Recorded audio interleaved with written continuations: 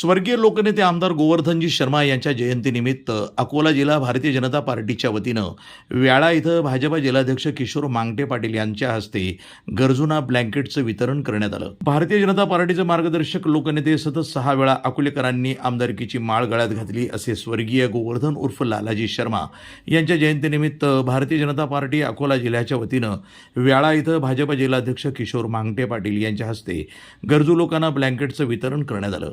यावेळी त्यांच्यासोबत भाजपा जिल्हा उपाध्यक्ष अमोल साबळे, गणेश तायडे, किशोर कुचके, विपुल घोंगरे, रमेश पाटील मांगटे, शिवाजी मांगटे, प्रमोद वानखडे, पंकज पळस पगार, पुरुषोत्तम म्हैसने, अनंत हरणे, शंतनू मांगटे, योगेश म्हैसने, सोपान पाटील, रामा कुचर, पुंडलिक मांगटे, शिवा मांगटे यांच्यासह भाजपा पदाधिकारी आणि कार्यकर्ते उपस्थित होते।